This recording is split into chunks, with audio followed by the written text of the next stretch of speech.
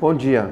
A Escola Superior do Ministério Público do Paraná, junto com a Fundação Escola do Ministério Público do Paraná, tem a honra de receber aqui em Curitiba o Dr. André Bueno da Silveira, procurador da República, doutorando pela Universidade de São Paulo, mestre pela Universidade de Toronto, com especialização pela Escola Superior do Ministério Público da União, e que tem na própria Escola Superior da União, do Ministério Público da União, um curso que se chama Análise Econômica do Direito e Teoria dos Jogos.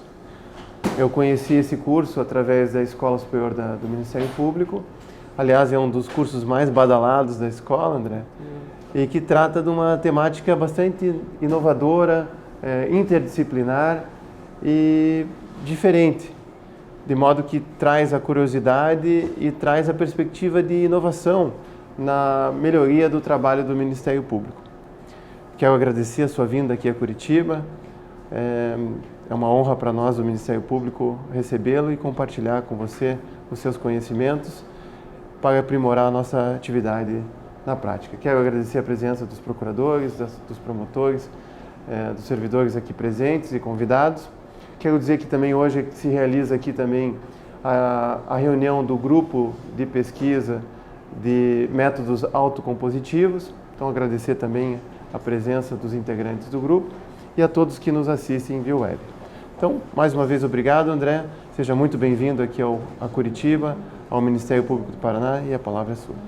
Muito obrigado. Eu gostaria de agradecer o convite. Melhor ficar para cá? Fica à vontade, a câmera te pega. Eu gostaria de agradecer o convite. Fico muito feliz de ter vindo para cá. Eu tive a honra e a alegria de ter sido admitido no concurso aqui para promotor de justiça em 2011.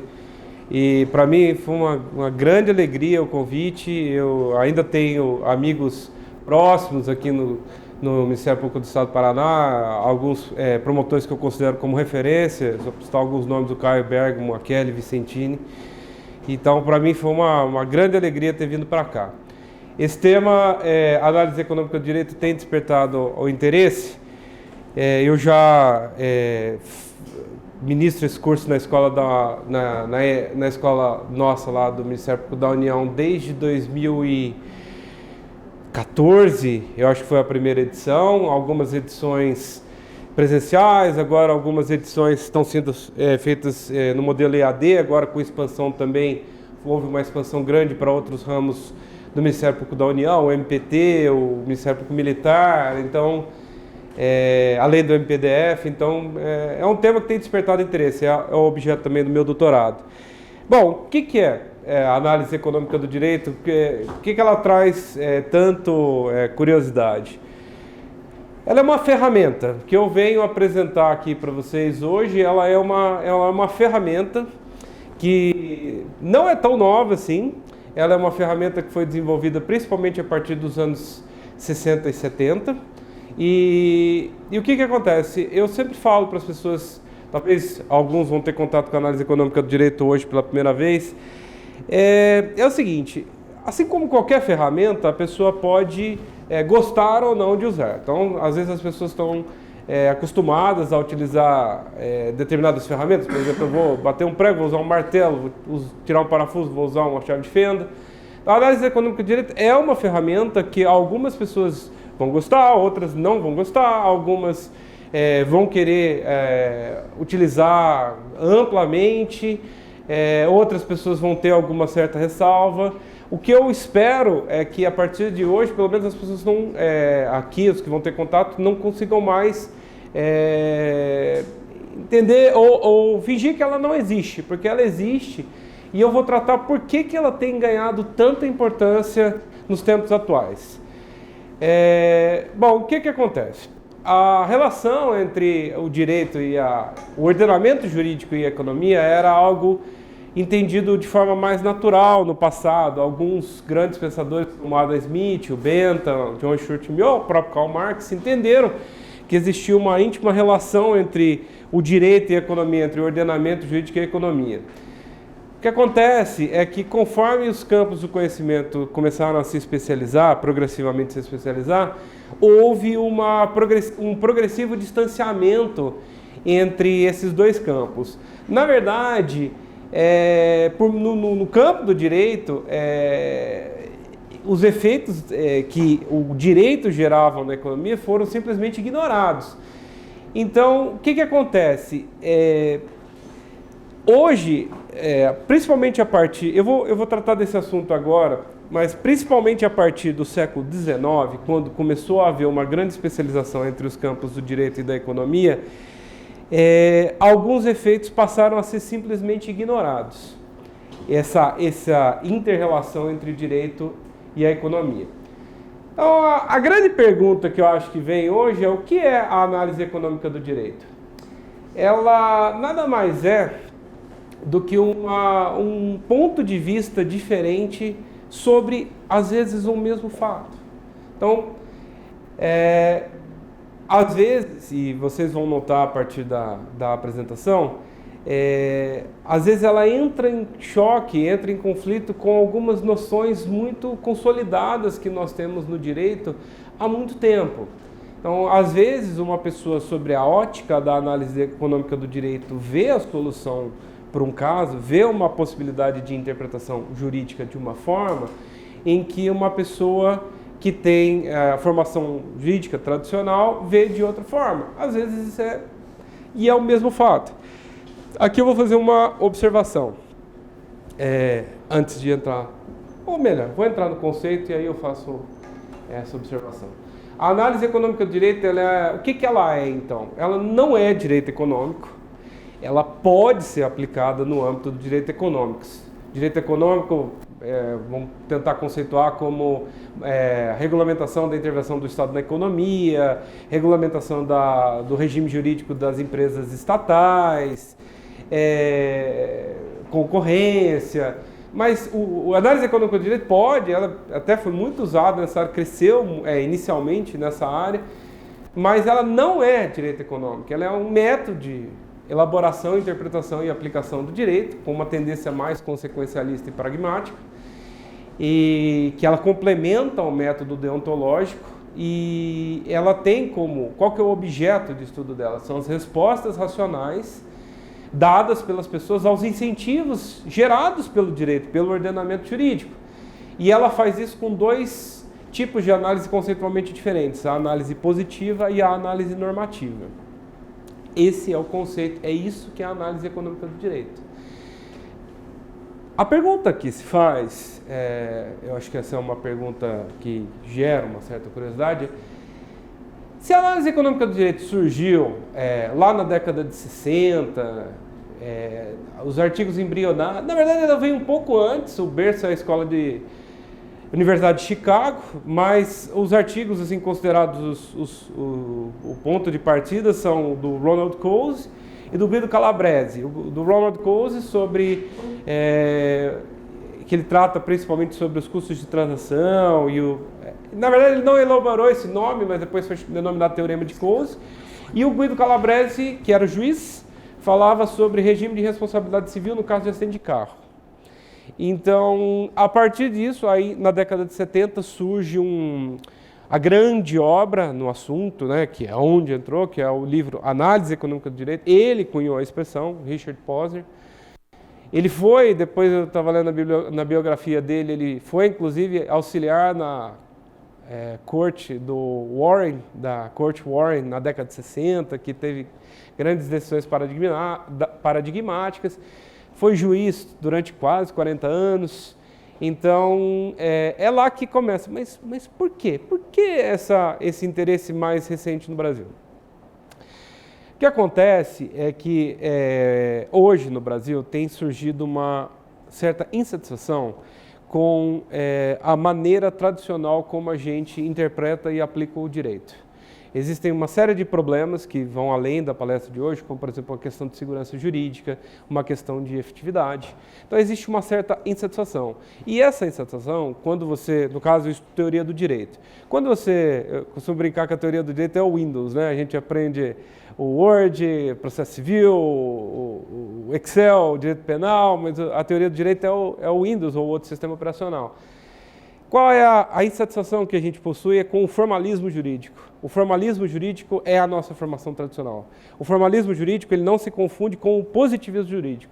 O positivismo ele é uma outra coisa, ele hoje é considerado, pelo menos aqui no Brasil, superado. A gente entende que a forma como são conceitos em determinados ou princípios, a gente reconhece a eficácia normativa dos princípios. A construção desses conceitos é feita de forma argumentativa.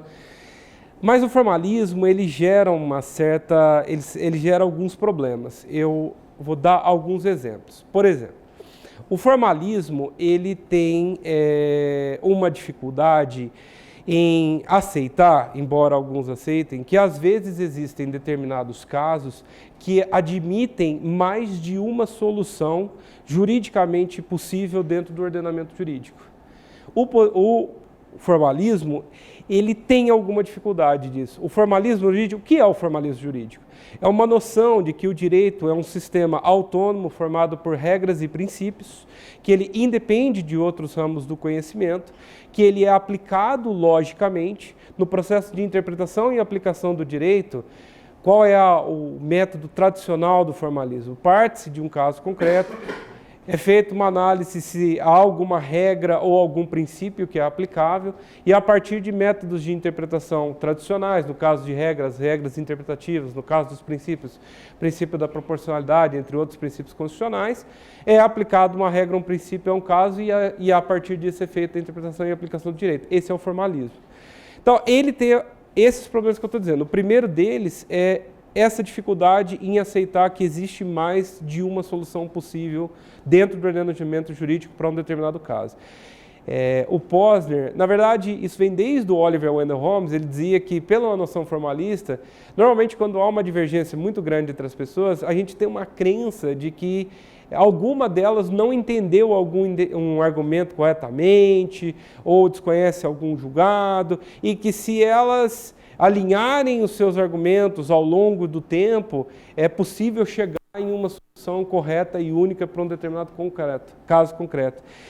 Então, o formalismo, ele parte dessa premissa, e nem sempre é assim. Existem muitos casos em que o ordenamento jurídico aceita, possibilita, existe a possibilidade de mais de uma interpretação para um determinado caso.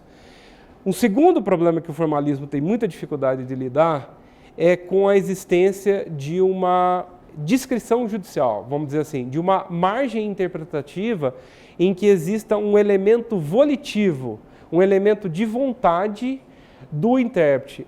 Por que eu vou, se em determinados casos eu tenho duas interpretações, ou às vezes até mais, duas ou mais interpretações possíveis, por que eu escolho uma ou outra?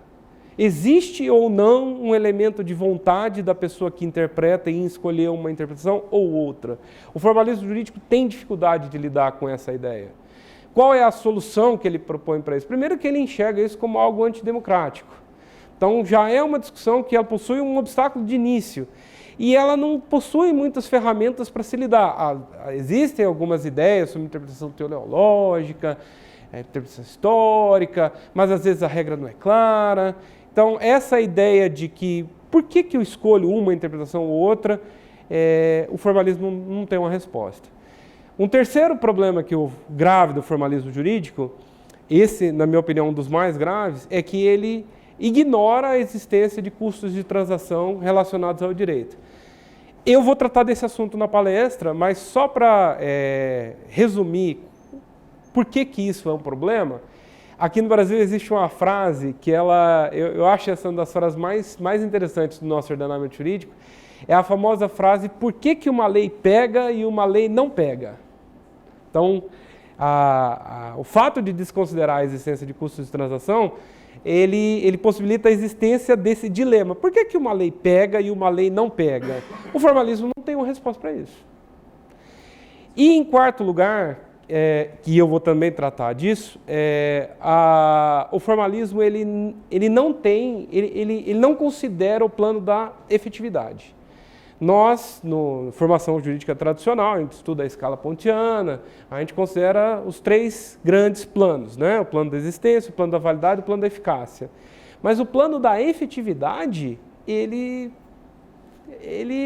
Às vezes, existem algumas obras, eu me lembro das obras do desembargador de São Paulo, José Renato Nanini, que tratava um pouco desse assunto, alguns autores tratam, no âmbito do processo civil existe uma preocupação com relação à efetividade, mas isso é sempre feito de uma forma meio superficial, assim, existem alguns insights, vamos dizer assim, mas como tratar de forma mais técnica da questão da efetividade? Existe algum aparato teórico que me possibilite tratar do campo da efetividade que não se restringe a um teor mais retórico, a algumas ideias que às vezes são mais gerais? A análise econômica do direito, ela fornece esse aparato teórico para lidar com a efetividade. Esse eu acho que é um dos grandes méritos dela. No fundo, e aí voltando ao conceito, a análise econômica do direito é um aparato teórico para que as pessoas possam medir as consequências das interpretações que elas adotam.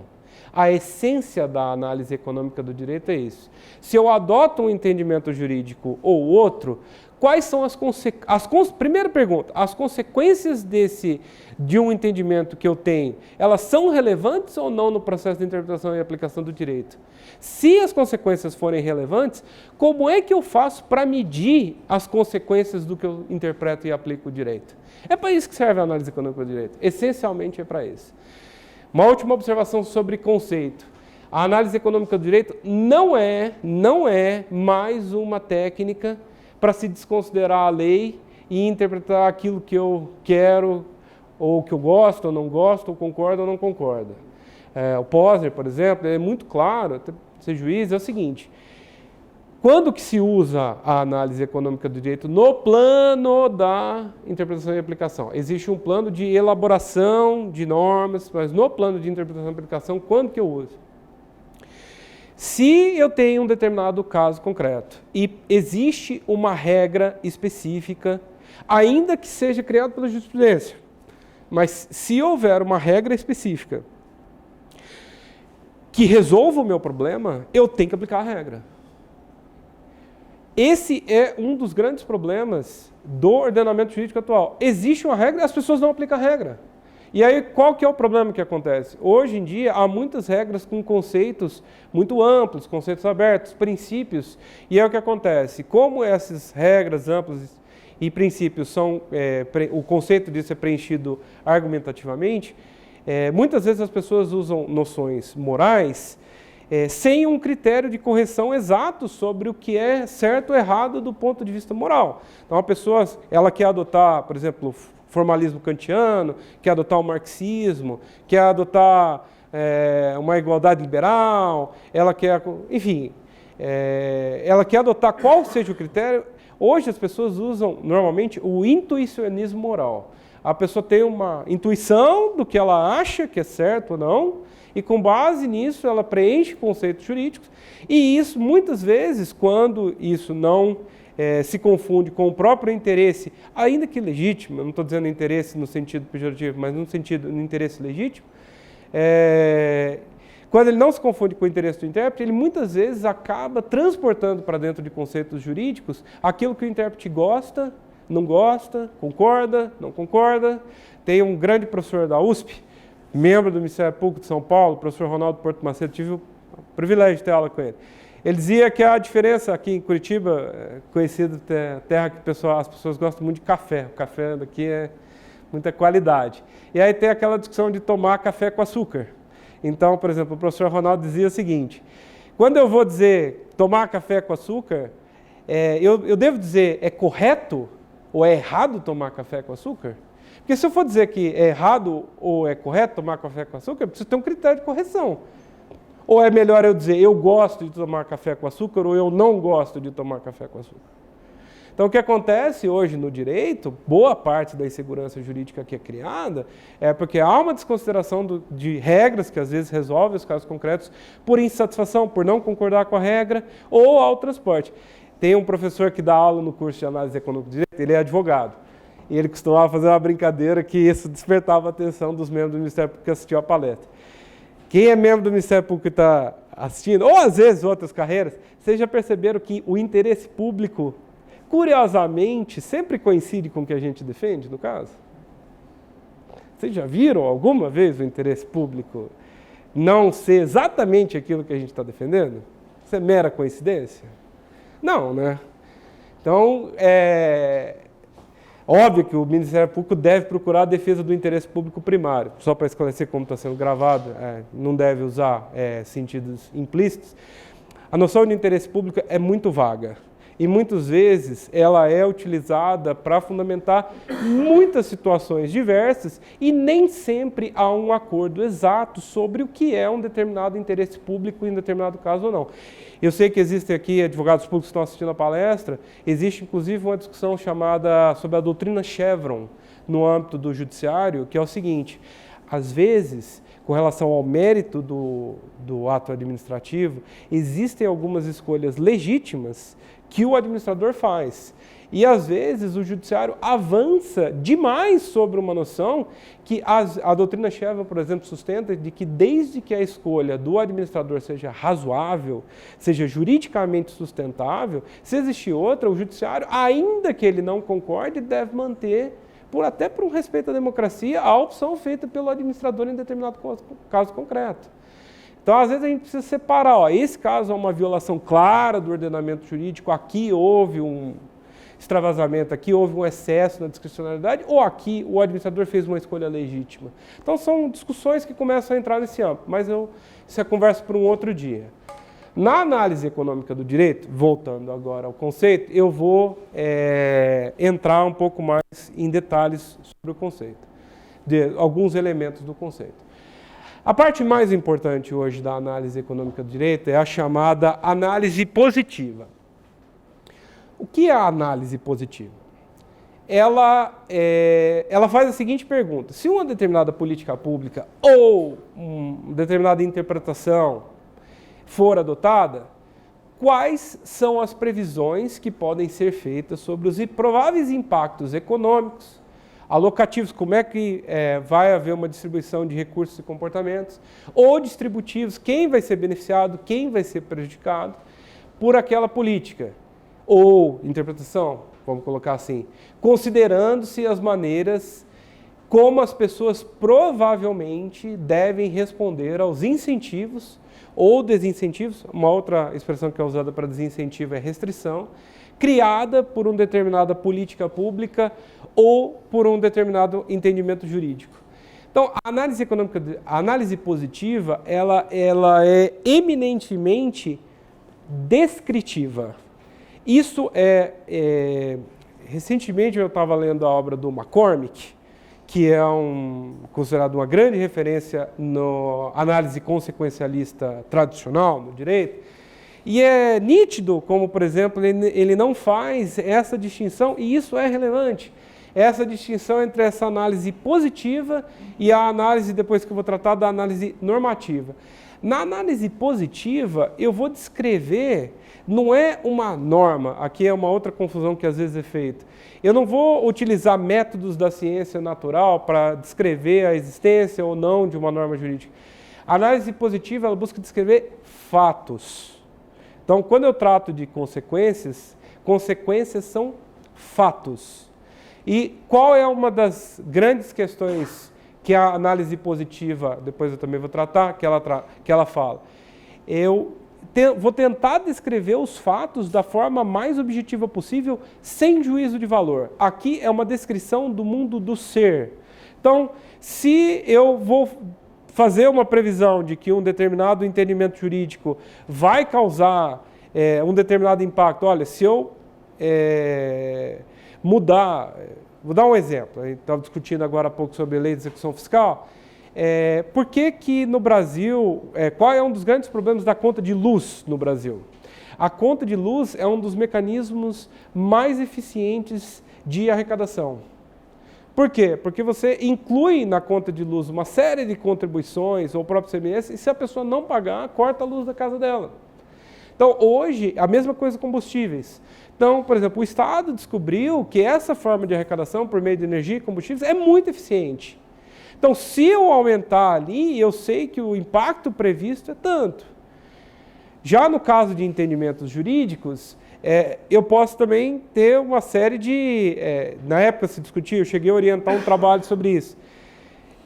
Se você começa a dar carta branca para determinadas situações no âmbito criminal, em determinados casos é proibida, eminentemente proibida a decretação da prisão preventiva em determinado caso. Qual é o impacto que se espera disso?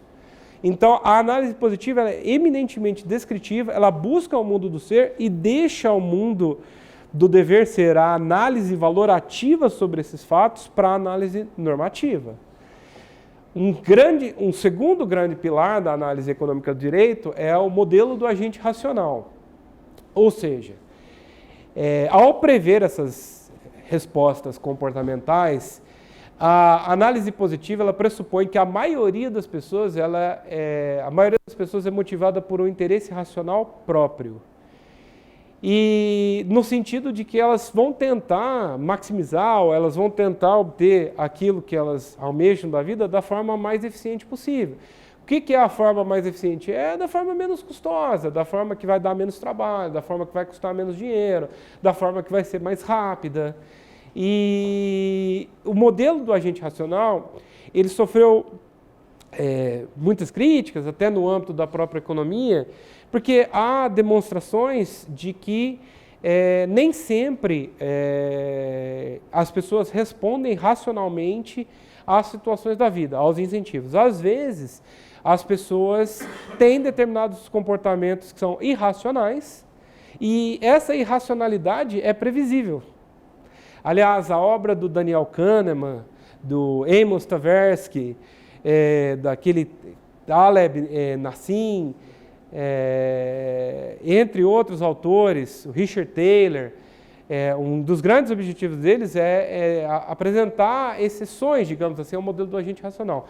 Mas o modelo do agente racional é um dos grandes pilares da microeconomia e da própria economia em si. E ele ainda assim é válido. O Posner dá um exemplo de que, ainda que as respostas das pessoas às vezes sejam irracionais, no ponto de vista social, macro, as respostas são previsíveis. E ele dá o seguinte exemplo. Tem gente que tem medo de voar de avião. Tem gente que tem medo de voar. Então, às vezes, você pode até diminuir o preço da passagem aérea, vai ter gente que mesmo assim não vai querer andar de avião porque tem medo de voar.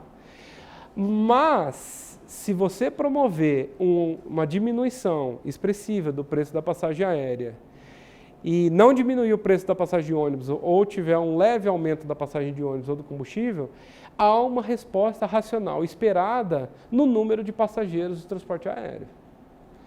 Então, essa é uma resposta racional esperada das pessoas. Se houver uma queda expressiva no preço da passagem aérea e não houver uma queda equivalente no preço da passagem de ônibus ou combustíveis, deve haver um aumento no número de passagens aéreas. Então, o direito passa a trabalhar com essas noções. Só que essas noções aplicadas ao chamado comportamento fora de mercado. Porque a análise econômica do direito, tem muita gente que acha que ela é mais aplicável só apenas ao âmbito de contratos, ao âmbito empresarial, quando determinado fato é quantificável monetariamente. Um grande economista chamado Gary Becker, na década de 50, ele começou a desenvolver os primeiros modelos econômicos relacionados ao direito penal.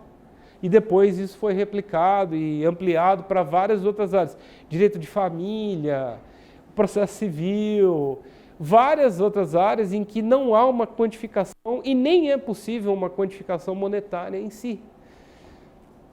Só para prosseguir. Então, a resposta aos incentivos, ela é fundamental, seja no comportamento de mercado, seja no comportamento fora de mercado. Essa resposta racional, ela pressupõe que o direito, ele possui os chamados preços implícitos. O que é isso? Quando há uma determinada proibição ou uma determinada sanção, digamos assim, a sanção penal. A sanção penal é um grande preço implícito para determinadas condutas. É que o preço implícito não se resume à sanção. Já dizia até o Beccaria, o preço ele é tanto a sanção quanto o risco da pessoa ser sancionada. Então, em determinados casos, o que acontece? O ordenamento jurídico às vezes trabalha o seguinte: quando eu tenho determinadas condutas em que a apuração é muito custosa, ela é muito difícil, eu utilizo uma sanção mais pesada, porque eu não vou conseguir pegar muitos casos, nos poucos casos que eu pegar, eu uso uma sanção mais pesada. Já em outros casos, em que o risco de ser pego é muito grande, às vezes eu posso usar uma sanção mais leve. Essa é a noção de preços implícitos aplicada muitas vezes ao comportamento fora de mercado. E, como eu estava dizendo sobre a análise positiva, por ela ser uma análise descritiva, eminentemente, uma análise do mundo do ser, um dos grandes avanços que eu penso assim, importante é a rigorosa orientação empírica da análise econômica do direito. O que a gente está muito acostumado a ver nos livros de direito? A gente vê um determinado doutrinador defender uma determinada posição, fazer uma afirmação de fato, mas aquela afirmação de fato pode não corresponder à realidade. Qual é a base que a pessoa tem para fazer uma determinada afirmação de fato? Ela pode usar a experiência pessoal, conhecimento, ter conversado com as pessoas, mas às vezes, quando você apresenta dados empíricos sobre uma situação de fato, isso às vezes pode mudar concepções. Então, uma preocupação da análise econômica do direito é mostrar dados empíricos quando eu faço uma descrição de fato. Se eu falo, discussão, por exemplo, sobre a possibilidade de revisão da decisão da prisão após segunda instância. Qual é a quantidade efetiva de decisões do STF que reformam decisões tomadas, decisões condenatórias tomadas no âmbito de recurso extraordinário, ou no âmbito de HC? Então, quando, por exemplo, eu preciso reformar a decisão da prisão após segunda instância, porque uma coisa é usar o argumento formalista, a Constituição escreve tal coisa, está escrito tal coisa na Constituição, eu tenho que interpretar literalmente.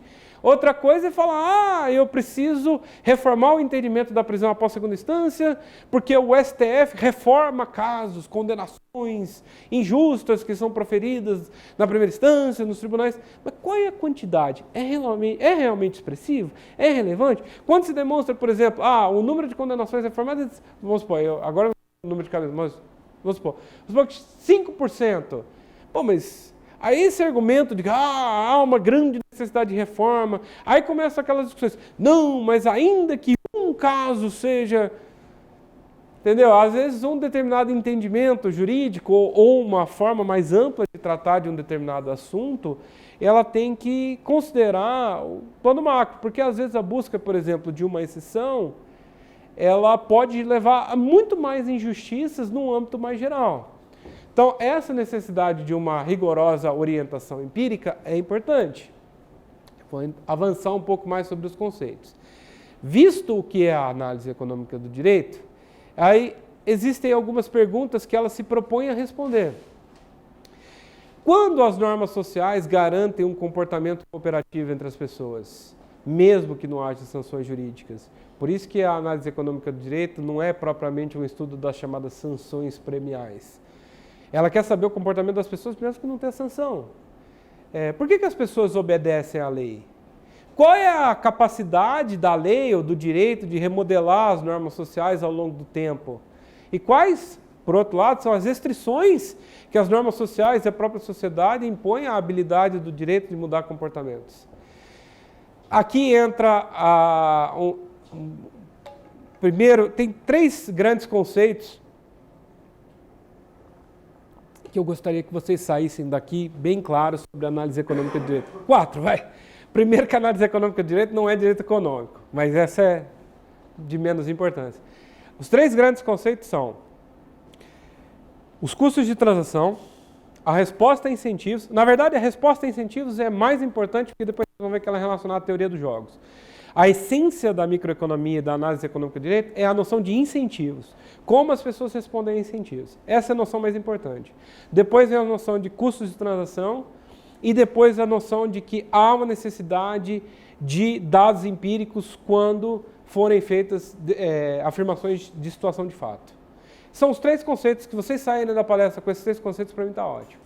Então, eu falei um pouco de resposta a incentivos, vou falar mais, mas agora eu vou falar só um pouquinho sobre custos de transação.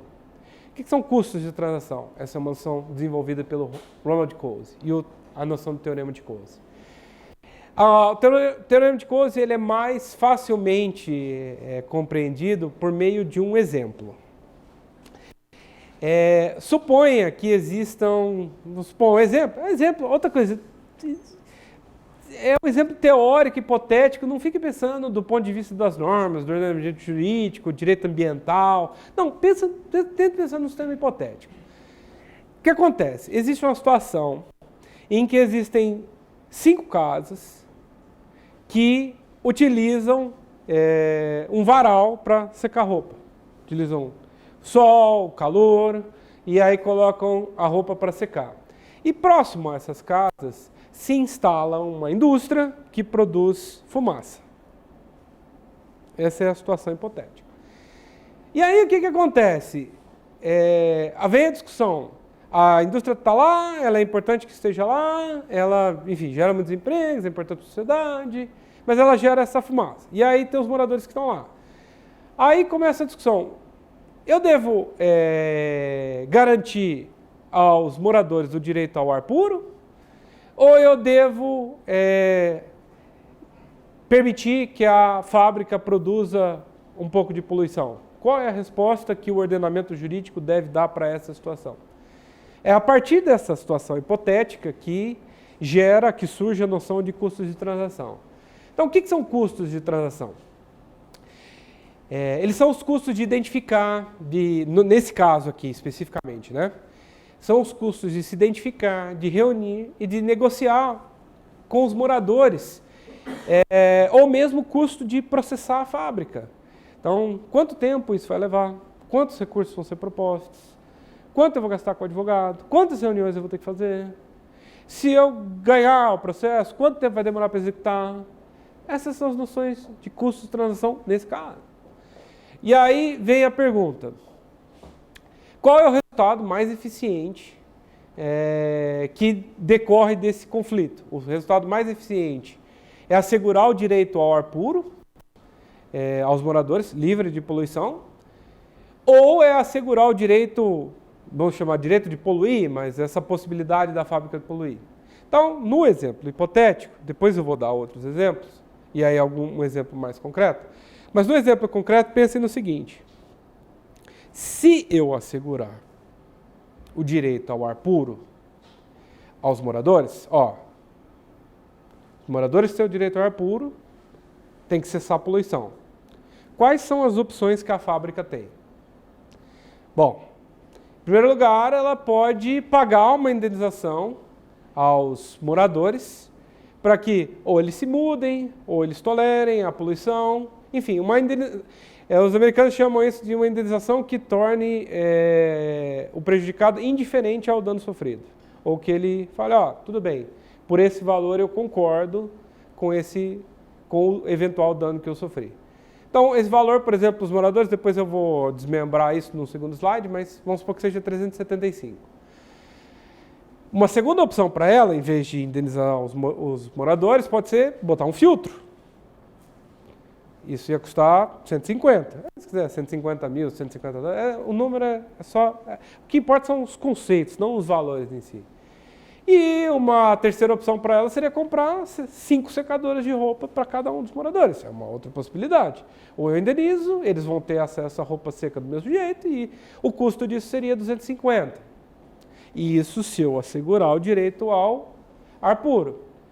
Já se eu garantir à fábrica o direito de poluir, quais são as opções para os moradores? Bom, eu seria o equivalente eu sofrer um dano, o dano coletivo aí seria 375, o dano que todos sofreriam. Os próprios moradores poderiam se reunir e comprar um filtro para a fábrica, se ela aceitar. Mas seria uma possibilidade, mas eles teriam que arcar com o custo. Ou eles mesmos comprariam secadoras. Qual é a conclusão que se chega? E o Ronald Coase ganhou o Prêmio Nobel de Economia. Na verdade, o teorema fala mais por uma situação que é irreal, mas que depois dos desmembramentos, do que pela conclusão em si. Nesse caso aqui, é uma situação que os custos de transação são zero. É um exemplo, não existe, gente, não existe situação na vida real que não exista custo de transação. Nessa situação aqui, os custos de transação são zero. Quando os custos de transação são zero, e aí qual é a conclusão que ele chegou? Se os custos de transação são zero, o resultado mais eficiente, ele pode ocorrer independentemente da previsão legal. Então, numa situação racional, de espera de escolhas racionais, em uma situação em que não estejam presentes outros elementos que não os descritos aqui no exemplo, se o judiciário vier e falar que eu vou assegurar o ar puro, o direito ao ar puro, ou eu vou garantir o direito da fábrica de poluir, porque eu entendo que, enfim, é uma decorrência natural, não penso na regra de direito ambiental brasileiro. A tendência é que o resultado seja o mesmo. Se for reconhecido o direito ao ar puro, a fábrica deve comprar um filtro. E se for reconhecido o direito da fábrica de poluir, os moradores devem se reunir e comprar um filtro também. Então, independentemente do que tiver previsto no ordenamento jurídico, o direcionamento da sociedade é para chegar nessa solução. E aí vem uma segunda situação. Essa situação de custos de transação zero é a mais importante. É para demonstrar que não necessariamente a resposta prevista no ordenamento jurídico é aquela que vai prevalecer na prática. Às vezes a sociedade pode direcionar para um lado ou para outro. E às vezes, como vocês vão ver no exemplo real que eu vou dar depois desse, às vezes quando os custos de transação, incluindo o enforcement, são proibitivos, se tem o fenômeno da lei que não pega. Mas deixa eu voltar só para concluir o exemplo do teorema de Coase. Suponha que nesses casos existam custos de transação. Como eu disse, é irreal pensar numa situação sem custo de transação. Então, vamos supor que nesse exemplo aqui, que está quantificado, que os custos de transação sejam 60 para cada morador, para se reunir com os outros, gastos com o transporte, tempo, negociação, contrato de advogado, processo. Vamos supor que seja 60 para cada um dos moradores. Aí vem a pergunta. E depois dessa pergunta, se o direito tem que dar a resposta mais eficiente ou não, eu também vou tratar na análise normativa. Isso é um outro aspecto. Mas qual seria o resultado mais eficiente nesse caso? Garantir o direito ao ar puro dos moradores ou assegurar o direito de poluir da fábrica? Vamos voltar aos mesmos valores que foram dados no exemplo anterior. Então, se eu assegurar o direito ao ar puro, tem 3 opções para a fábrica. A fábrica não tem os mesmos custos de transação dos moradores. Então, quais são os custos dela? 375, seria, por exemplo, 75 para cada um, de indenização para cada um dos moradores. Botar um filtro, que custaria 150, que para ela seria o resultado mais eficiente, ou comprar 5 secadoras, que seria 250. Já se eu reconhecer o direito de poluir da fábrica, ou garantir a ela essa possibilidade de poluição, cada um dos moradores suportaria um gasto de 75, colocaria o filtro, aí teria o custo de transação. Então, são 150 mais 60. Ou cada um deles colocar uma secadora, 50 para cada um. Nesse exemplo, inserindo a noção de custos de transação no mesmo exemplo, eu mostro que o direito ao ar puro é mais eficiente que o direito a poluir. Eu consigo chegar no mesmo resultado de forma menos custosa para a sociedade. Essa é a noção de eficiência. Qual é a ideia de custo de transação? A ideia de custo de transação é mostrar que, às vezes, independentemente da previsão de uma determinada norma jurídica, o resultado não é alcançado porque o custo de transação torna a aplicação daquela norma, às vezes, economicamente inviável. A norma pode querer chegar num resultado, mas como são desconsiderados esses fatores que são os custos de transação, eu não consigo chegar no resultado almejado. Como que eu posso dar um exemplo disso relacionado ao direito brasileiro. Mas, bom, só algumas conclusões, né, sobre o teorema de Coase. Se há custo de transação, o resultado mais eficiente pode não decorrer de qualquer tipo de norma jurídica. Nessas circunstâncias, parte da doutrina entende que a norma jurídica que deveria prevalecer é aquela que minimiza os efeitos de custos de transação. Gente, custos de transação é uma coisa ruim. Uma das funções do ordenamento jurídico deveria ser reduzir os custos de transação. Custo de transação é ruim, ele torna a sociedade pior. Eles tornam a sociedade pior. Às vezes, tem outros fatores que podem ser sopesados, mas o ideal é que os custos de transação sejam reduzidos. Há consequências distributivas, o ônus, existe discussão sobre o ônus, a distribuição do ônus entre as pessoas, elas se tornam mais complicadas quando há custos de transação. Embora a situação 1 ela não seja realista, quando não há custo de transação, ela fornece uma forma interessante para que a gente possa pensar problemas jurídicos, porque ela sugere diferentes tipos de transação que podem ocorrer, diferentes tipos de comportamento que podem ocorrer em relação a determinadas normas jurídicas. E uma vez identificadas essas transações ou comportamentos, é possível ter presunções muito mais realistas desses custos de transação, do comportamento das pessoas e deficiência da norma, quando eu considero esses cenários de forma mais rica, um cenário que não é restrito ao formalismo jurídico. Vou dar um exemplo agora mais próximo da nossa realidade, para demonstrar a noção de custos de transação no Brasil em relação a a modalidade mais importante de custos de transação, que são os custos de enforcement.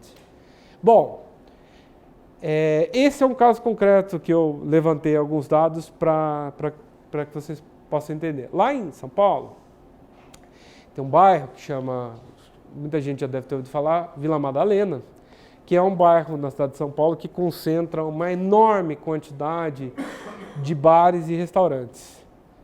Tem uma vida noturna muito intensa. Então,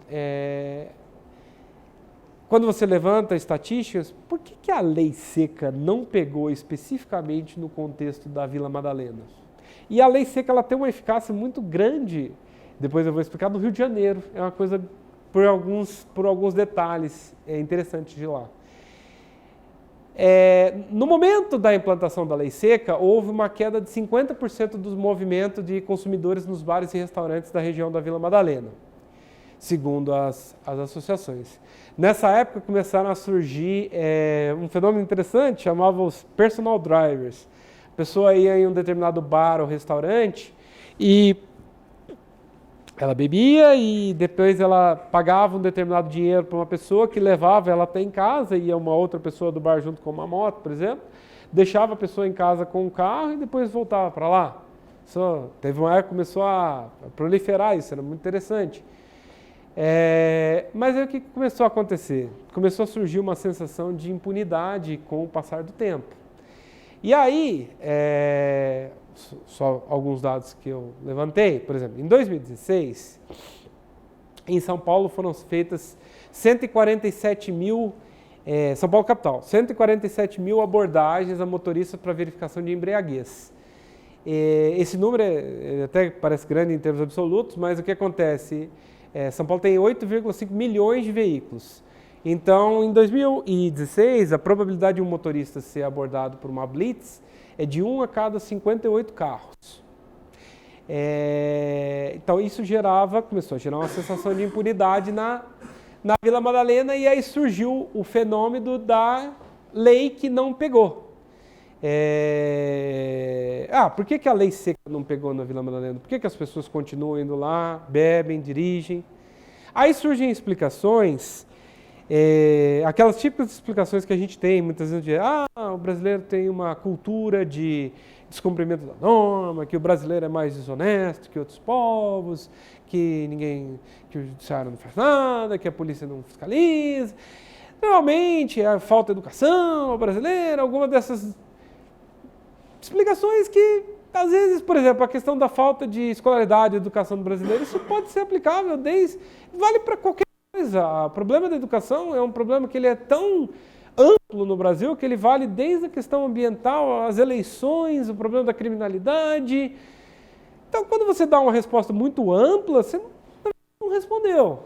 Então, aqui há uma possibilidade de oferecimento de uma outra resposta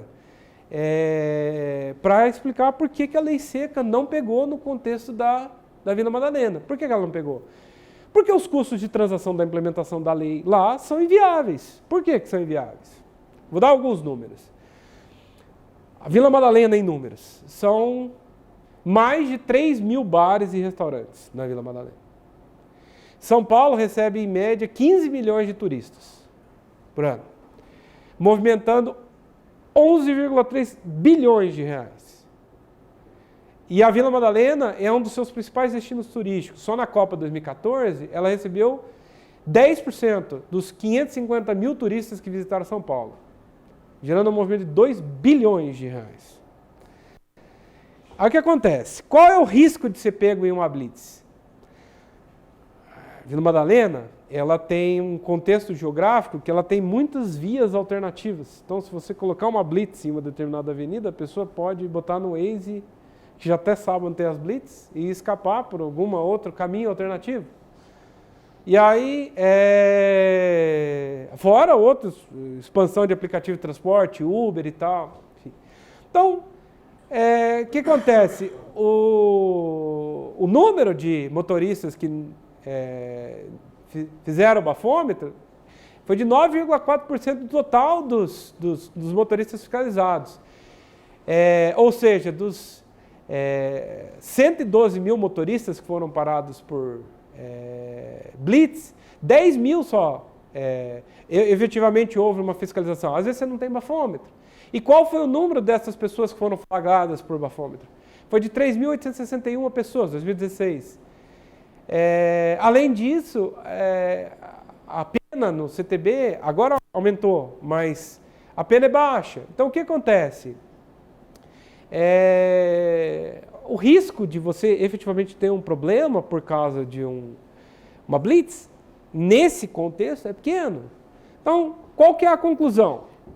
Durante uma determinada época, quando a lei seca estava mais firme, houve um período inicial, muitas pessoas começavam, mas em vez de sair na Vila Madalena, é melhor sair num bar, ou num restaurante no meu bairro, ou na minha cidade. Tem muita gente de outras cidades próximas de São Paulo que vão até lá.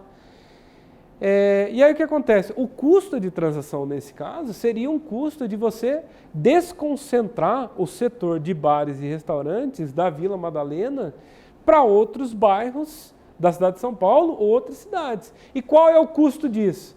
Nós estamos falando daquele custo de bilhões. Então, a partir do momento que você tem um custo gigantesco para desconcentrar esse setor de bares e restaurantes daquele bairro, você tem um risco baixo de ter algum problema com uma blitz, um risco baixo de ser pego. O que acontece? O custo de enforcement da lei seca, nesse caso, é muito alto. A lei não pega. Então, quando a noção de lei não pegar ou não é essa, quando o custo de transação de enforcement é muito alto, a lei não pega. Por exemplo, no Rio de Janeiro, como eu disse, o Rio de Janeiro tem um custo de transação mais baixo de enforcement da lei seca por um fator geográfico. No Rio, o Rio como ele é cheio de morros, muitas vezes os bairros ele tem uma ou duas grandes vias de acesso para você chegar em um determinado local. Então, para a polícia, ela põe a blitz ali. Então, a chance da pessoa nos bairros cariocas, às vezes, conseguirem escapar é muito menor do que num bairro, por exemplo, desse São Paulo. O custo de transação de enforcement cai, a lei se torna mais efetiva.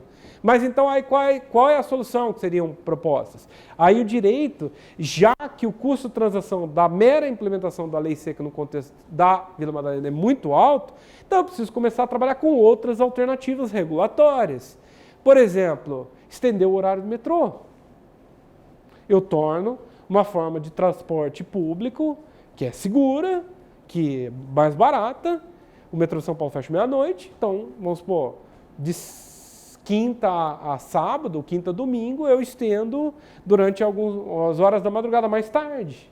É uma possibilidade. Eu posso criar linhas de ônibus específicas para determinados lugares.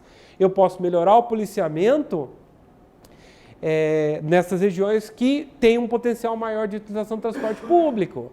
Eu posso dar alguns benefícios para empresas de transporte coletivo, de transporte de aplicativo.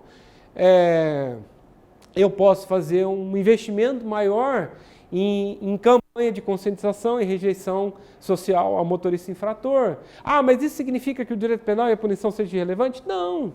Eu posso simplesmente fazer o seguinte, esse é um dos grandes problemas do direito penal nosso. Ele é extremamente rigoroso com situações circunstancialmente leves e ele é extremamente leniente com situações graves.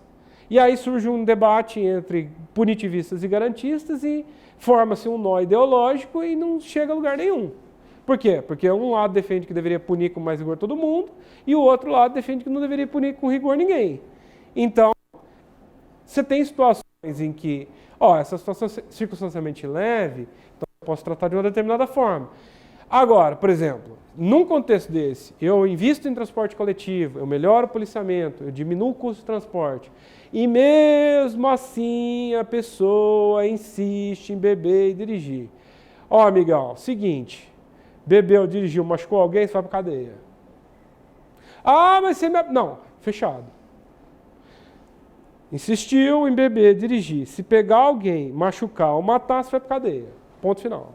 Então, é essa noção que deveria ser trabalhada, entendeu? Tem situações que eu posso trabalhar com... Os custos de transação ajudam a fazer uma leitura mais pormenorizada, uma leitura numa sintonia mais fina de como eu posso trabalhar com opções regulatórias, com interpretações. A outra vertente da análise econômica do direito é a chamada análise normativa. A análise normativa ela foi objeto de contestação durante muito tempo, porque ela tratava dessa ideia de que o direito deveria obter respostas eficientes. E isso nem sempre é verdade. Às vezes o direito trata de determinados valores em que a resposta que o direito deve prever não necessariamente é a resposta mais eficiente. Às vezes, e é por isso que a análise econômica do direito, hoje, na noção de pragmatismo jurídico, às vezes a chave teórica de análise de determinados casos, ela deve ser formalista. Por exemplo, quando eu estiver tratando de liberdade de expressão, por exemplo, ainda que eu possa usar algumas noções de eficiência, de custuração, mas às vezes a análise tem que ser formalista. Ou seja, independentemente das consequências, eu preciso adotar um entendimento jurídico. Recentemente teve uma decisão do Supremo Tribunal Federal que causou muito polêmica, porque eles utilizaram, aí fazendo uma crítica no âmbito acadêmico, eles utilizaram uma chave de raciocínio consequencialista em algo que, na minha opinião, deveria ter sido formalista, apesar de eu ser um crítico ao formalismo. Qual foi essa... Existe polêmica, pode ter quem discorde de mim, mas, por exemplo, eu entendo que o princípio da legalidade penal é uma grande conquista da civilização. E relativizar o princípio da legalidade penal é uma coisa muito grave. Então, eu, pelo menos, penso de que quando se trata de princípio da legalidade penal, de incriminar condutas, tornar pior a situação de réu sem lei, eu acho que isso causa um prejuízo enorme para a sociedade e para o Estado de Direito. Então, esse é um caso, independentemente das consequências, e não foi isso que foi tratado lá, enfim, eles dão a última palavra, mas, na minha opinião, pelo menos, academicamente falando, independentemente das consequências, se eu estou de frente com uma situação com o princípio da legalidade penal, eu preciso respeitar ele. É a mesma coisa quando eu tiver, por exemplo, um problema que viole integridade física de uma pessoa, sei lá, vamos admitir tortura, violação, não sei o quê. Não dá, tem determinadas situações, independentemente da consequência, eu sei que a consequência às vezes, pode, mas eu não posso transigir com determinados valores. Então, às vezes, em alguns casos, porque o raciocínio formalista, ele garante o nosso respeito a alguns direitos fundamentais, direitos humanos, que a gente pode transigir. Essa, inclusive, é uma das críticas à análise econômica do direito, a noção de resultado mais justo. Eu, por causa da restrição de tempo, aqui nós vamos até 10h40, assim. Tradicionalmente, só para fazer uma observação, eu vou tratar muito brevemente da análise normativa, porque ela caiu em descrédito. O próprio Richard Posner que era um dos grandes defensores, não defende mais tanto a análise normativa. Por quê? A tendência era de considerar a análise normativa um reflexo do utilitarismo dentro do direito, e como o utilitarismo possui muitas críticas, bater na análise econômica do direito como se ela fosse um mero utilitarismo, e ela não é. A análise econômica do direito não é utilitarista. O Posner tentou apresentar uma resposta que fosse um meio termo entre a deontologia, o formalismo kantiano e o utilitarismo, acabou não dando certo, mas ela não é utilitarista. E o utilitarismo ele não se sustenta basicamente por dois argumentos. Primeiro, que ele não respeita determinados direitos fundamentais, porque o critério de correção são as consequências que são geradas, independentemente de terem sido respeitados os direitos ou não. E, basicamente, ele tem uma certa noção desumanizada sobre o estado de coisas. Então, eu trato... surge a figura do chamado monstro utilitarista, que é aquele que busca um estado de coisas melhor, com quaisquer que sejam as violações de direitos fundamentais. Então, a análise normativa, essa ideia de que o direito deve buscar eficiência a qualquer custo, isso está superado. Mas, como eu disse, muitas vezes é bom que seja buscado uma reforma, uma resposta eficiente. Muitas vezes é bom que os custos de transação sejam reduzidos. Então, quando a gente pensa na nossa atuação no Ministério Público, preciso pensar, por exemplo, na negociação de um TAC. Olha, eu vou propor uma ação. Outro dia eu recebi uma ação que desceu do tribunal, a ação foi ajuizada em 1990, ela desceu agora para eu executar. Então, qual é a efetividade que isso vai ter? Então, por exemplo, na hora de negociar um TAC, eu tenho que pensar qual é o resultado mais eficiente que eu posso obter dentro da norma jurídica que eu tenho obrigação legal de tentar implementar. No meu caso, por exemplo, eu tenho atribuição em matéria ambiental e eu tenho obrigação legal, faz parte da minha atribuição como membro do MP, proteger o meio ambiente. Então, a proteção do meio ambiente é o meu lado num determinado caso jurídico. Eu passo a ter um lado. Então, como que eu faço para proteger o meio ambiente da forma mais eficiente possível? Então, quer dizer, ainda que a resposta existam essas grandes discussões teóricas sobre direitos fundamentais, e em alguns casos a gente não pode transigir com determinados valores, mas a gente tem que procurar uma resposta mais efetiva, uma resposta mais eficiente. E aí são os mecanismos. Então, eu analiso quais são os dados empíricos que eu tenho sobre essa determinada situação, qual é a resposta racional que eu espero nesse determinado contexto? Quais são os custos de transação que eu possuo aqui? Custo de enforcement, custo de identificar quanto que é o valor devido por uma indenização. Essa busca da eficiência é o que a gente deve tratar. E aí, vou dar uma aceleradinha, a gente entra numa ferramenta muito importante que existe, que está à disposição, que ela é um braço da análise econômica do direito. Mas eu gosto de teoria dos jogos, mas não gosto da análise econômica do direito, porque eu não gosto do Posner, eu não gosto da escola de Chicago, a escola de Chicago é de direita, eu não gosto. Então é o seguinte, a análise econômica do direito, eu acabei pulando, mas ela pode ser usada.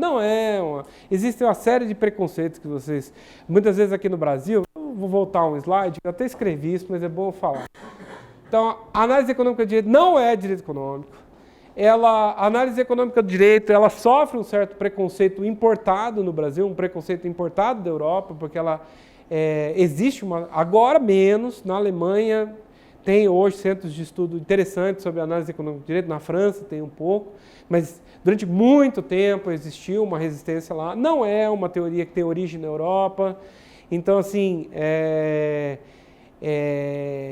a análise econômica de direito ela se preocupa, né, com grandes abstrações genéricas e abstratas, grandes afirmações, sem dar nenhum dado empírico. Então, esse tipo de coisa já não começa, por esse viés da análise econômica de direito, ele não cabe mais. Nós estamos em pleno século XXI, né, fazer essas grandes... Por exemplo, você pega o princípio da eficiência, você pega um livro de administrativo, a autora fica 10 páginas descrevendo o que é o princípio da eficiência e não fala o que é ser eficiente, entendeu? Eficiente é fazer mais com menos, é isso, entendeu? Então, às vezes, essas preocupações, abstrações, generalidades, então isso tem caído. E essa ideia de que a análise econômica de direito é algo de direita, nada. Usualmente eu falo, pessoal, a análise econômica de direito é uma excelente... Eu tenho atribuição em matéria indígena, por exemplo. Lá eu sou procurador em Santos, e lá na área da subseção de São Vicente existem algumas tribos, tem discussão de terra indígena. A análise econômica de direito é ótima para trabalhar com minorias, com proteção de indígenas, enfim, com várias outras causas sociais, porque ela me permite ter uma resposta que eu busco a resposta mais eficiente para aquilo que eu vou ter que negociar, para aquilo que eu vou ter que, eventualmente, ter que entrar com a ação, mas com a posição que eu vou defender. Então, não existe essa ideia, a análise econômica de direito tem que ser descartado, porque é direito, escola de Chicago e tal. Isso é besteira. Ela é uma ferramenta. Um carro é de direita ou de esquerda? Um martelo é de direita ou de esquerda? O alicate é de direita ou de esquerda? É uma ferramenta. A ferramenta pode ser usada para qualquer finalidade. Dentro da análise econômica do direito surge a teoria dos jogos. O que é a teoria dos jogos? Ela leva em consideração que o direito, frequentemente, ele tem que lidar com situações em que há algumas poucas pessoas que têm que tomar decisão, e a ação ideal a ser tomada por uma pessoa depende do que a outra pessoa vai fazer. Então, eu escolho a forma como eu vou atuar, dependendo da forma com que a pessoa que eu tenho que lidar vai atuar.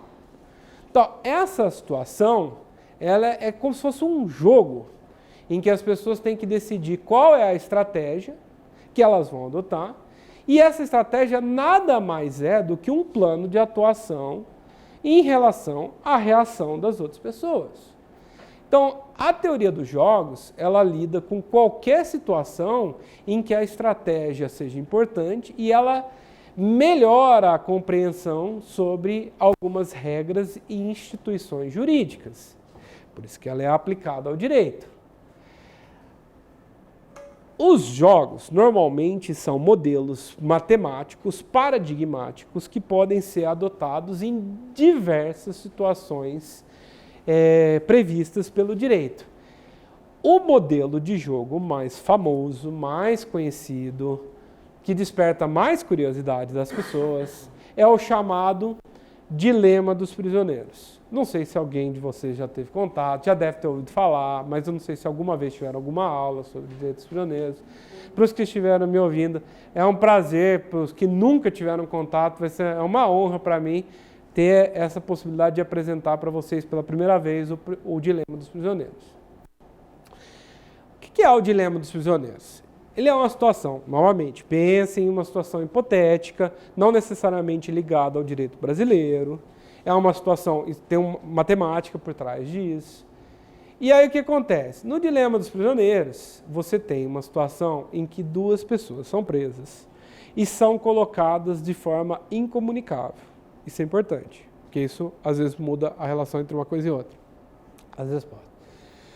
Mas no modelo clássico de dilema dos prisioneiros, dois prisioneiros são colocados em celas separadas, incomunicáveis. E o Ministério Público não tem prova suficiente contra os dois para condenar pelos crimes mais graves.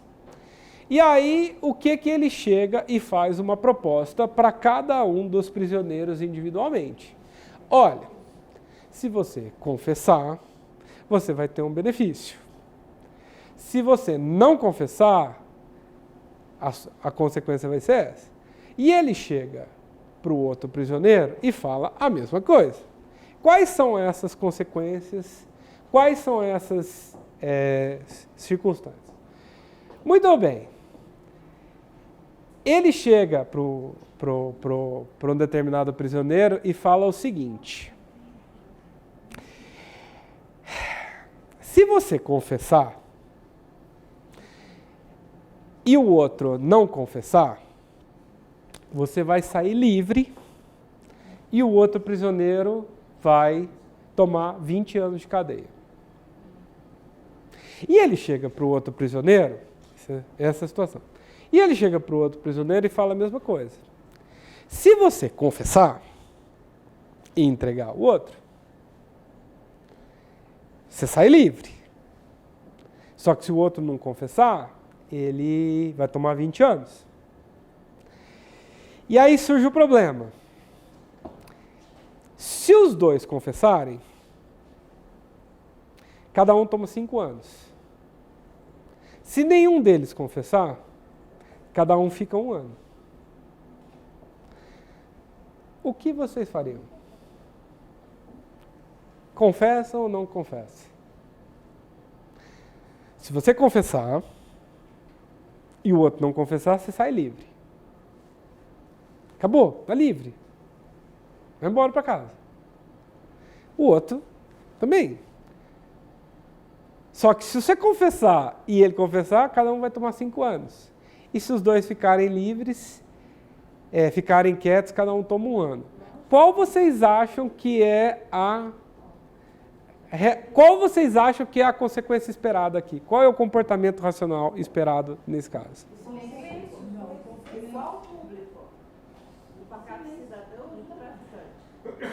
Como? De qual público você está falando? Não, dos dois. A decisão... Os dois são pacatos cidadãos que se envolveram casualmente numa situação, ou os dois pertencem ao tráfico? Ou um é de uma...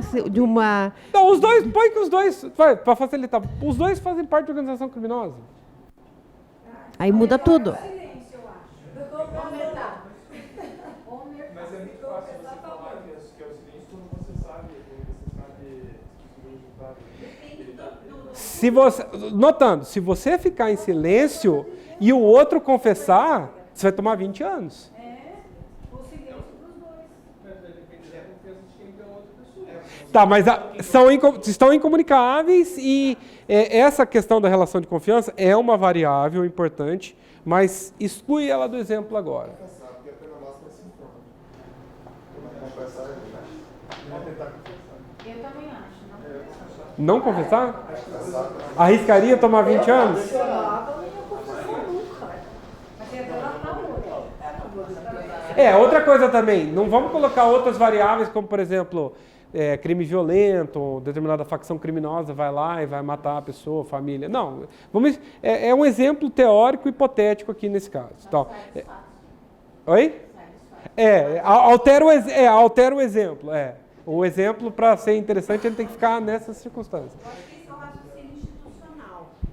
Isso fica no mundo das ideias e seria o que você imagina, a instituição imagina que as pessoas façam, e não de fato que as pessoas são o que fazem. Olha, esse é o ponto de vista das autoridades. nesse modelo, porque é o seguinte, isso aqui é uma matriz em que o comportamento pode ser alterado se eu alterar essas variáveis. Então, por exemplo, se eu subir essa variável aqui, eu posso estimular a cooperação. Porque, na verdade, confessar é o comportamento não cooperativo. Ficar em silêncio é o comportamento cooperativo. O direito deve procurar o comportamento cooperativo. Então, quando são identificadas situações de comportamento não cooperativo, a norma jurídica entra aqui como um preço implícito, como eu disse antes, e ela acrescenta o preço implícito, que é a pena, para gerar o comportamento cooperativo. Então, o dilema dos prisioneiros e a teoria dos jogos, ela serve para isso. Eu consigo enxergar um modelo, nem sempre é possível, eu consigo enxergar um modelo de dilema dos prisioneiros e a partir do momento quando, às vezes, eu consigo enxergar um modelo de de dilema dos prisioneiros, eu ou tento moldar a norma jurídica, ou, e aí que é o interessante da coisa, se houver margem interpretativa, eu tento promover, e é isso que eu vim aqui propor para vocês, eu tento promover interpretações e formas de aplicação do direito que eu promovo o comportamento cooperativo. Ou às vezes não. O comportamento cooperativo é não confessar? O comportamento cooperativo é não confessar, porque é o melhor resultado para os dois. É o melhor resultado globalmente considerado. Lembre-se de que... Para os dois, não para o sistema. Não, uma coisa que eu queria dizer, eu já vou chegar nesse ponto. Uma coisa que eu queria dizer é o seguinte, esse é o modelo mais simples que tem de dilema dos prisioneiros, que tem 2 jogadores.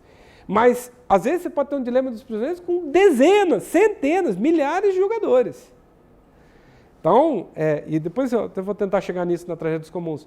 Mas, muitas vezes, em regra, a regra do ordenamento jurídico é tentar promover o comportamento cooperativo global, que é o comportamento cooperativo global é o melhor para a sociedade.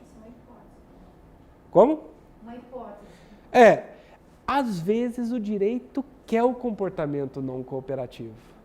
Quando que ele quer isso? Por que que causa tanta discórdia no ordenamento? Como? Exatamente. A delação premiada inseriu de forma muito elegante um modelo de dilema dos prisioneiros no Brasil, um modelo não cooperativo. E a gente, pelo menos se espera, que a gente quer um modelo não cooperativo, a gente quer que os criminosos não colaborem entre si. Eu vou chegar nesse ponto, mas deixa eu só fazer alguns conceitos. Então, o dilema dos prisioneiros é uma paradigmática com 2 pessoas, 2 estratégias, uma forma normal de jogo, com informações completas, mas imperfeitas. Nesse jogo, a combinação da estratégia é do interesse conjunto dos jogadores ficar em silêncio as respostas do promotor. Mas aí o que acontece? Nesse caso, aqui, nessa matriz que eu coloquei, eu estou acelerando um pouquinho para dar tempo para falar de outras coisas. Mas esse jogo aqui, ele é emblemático porque ele demonstra um exemplo de ação coletiva, problemas coletivos, que é essencialmente o que a gente trabalha no MP. Em que, o que acontece? O interesse próprio individual, eles muitas vezes não levam em consideração as consequências e os interesses do grupo. Na verdade, a pessoa, ao buscar o seu interesse individual ótimo, ela prejudica toda a coletividade. E aí o direito tem que trabalhar com a hipótese de gerar esse comportamento colaborativo para tornar o comportamento melhor do ponto de vista social. Nesse caso aqui, a estratégia dominante é confessar. É trapacear, digamos assim. Estava tirando foto. Porque o que acontece? A pessoa, matematicamente, é pior você arriscar tomar 20 anos de cadeia se você colaborar. Gente, a pior situação do ponto de vista estratégico, existem 2 grandes estratégias, que são a estratégia dominante e a estratégia dominada. A gente, nas nossas situações, o ideal é a estratégia dominante, ou a estratégia, depois vocês vão ver o equilíbrio de Nash, que é uma terceira forma que busca uma melhor situação coletiva. Mas, do ponto de vista de estratégia, é irracional você escolher uma estratégia em que você vai ficar pior. Naquele caso, naquele modelo, não confessar, eu tomo 20 anos, a não ser que eu tenha confiança, a não ser que eu tenha algum outro vínculo, alguma outra garantia de que a pessoa não vai optar pela melhor estratégia para ela. Porque se ela optar pela estratégia para ela, aí eu tô no pior dos mundos. Porque eu vou tomar 20 anos. Ele vai sair livre e eu vou tomar 20 anos. E, frequentemente as pessoas, as instituições públicas escolhem a estratégia dominada. Porque às vezes não conseguem enxergar, porque às vezes não percebem isso. Tomam a estratégia que é pior para elas. E aí o que acontece? O problema de você potencializar isso é que naquela situação 5 anos de prisão para cada um é uma situação em que para a sociedade é muito pior. Então, o que acontece? No caso da delação premiada, a ideia da lei é fomentar o comportamento não colaborativo. E aí eu pergunto, onde isso pode ser usado? Eu vou falar, porque essa é uma parte, talvez até conversar com o Eduardo, mas só para antecipar para o curso. Se o Supremo Tribunal Federal revisar o entendimento da prisão após segunda instância, eu altero essa matriz aqui.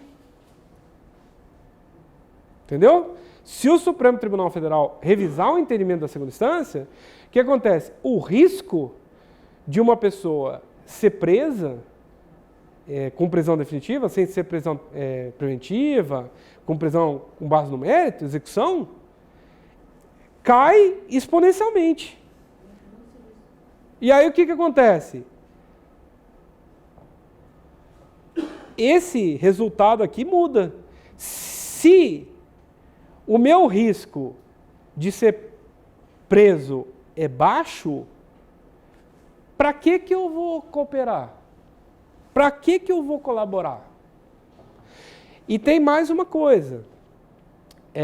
No caso da prisão em segunda instância, esse é um dos grandes equívocos sobre as críticas que são feitas à delação premiada. Tem uma crítica que é feita, a prisão preventiva é utilizada para fomentar a delação premiada e tal. Não é. O que tem por trás da força da delação premiada é a concorrência de estratégias. Tanto é que mesmo no caso da Lava Jato aqui de Curitiba, a delação inicial é do Alberto Youssef, mas depois sempre existem 2 delatores, no mínimo, concorrentes. Sempre existe. Algum caso ou outro não tem, mas sempre existe uma situação em que eles concorrem para delatar. Mesmo da delação do Odebrecht, existia outra empreiteira que estava tentando negociar acordo de delação premiada. Isso são fatos públicos que saíram na imprensa e tudo. Então o que acontece? A delação premiada ela funciona quando você tem concorrentes que têm que correr para tentar delatar. Porque quem delatar antes é o que leva melhor. É isso aqui, e tem mais uma coisa. Em modernos sistemas jurídicos, sem a delação premiada, é muito difícil pegar crimes de colarinho branco ou criminalidade altamente organizada, facção criminosa e tal. Se ninguém abrir o bico, é difícil pegar. Nos Estados Unidos, por exemplo, investigação de antitrust e tal, é 90% baseado em alguém foi lá e delatou e entregou o jogo. Então, quer dizer, na hora de interpretar ou defender, eu acho que isso precisa ser sopesado, sabe?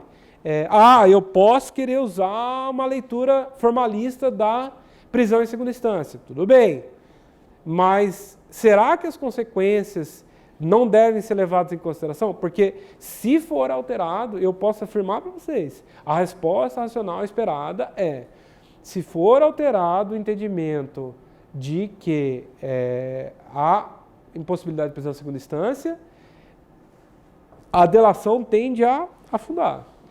Quer ver uma coisa que foi prejudicial à delação? A possibilidade da polícia poder assinar acordo de delação sem o MP. Porque o que acontece?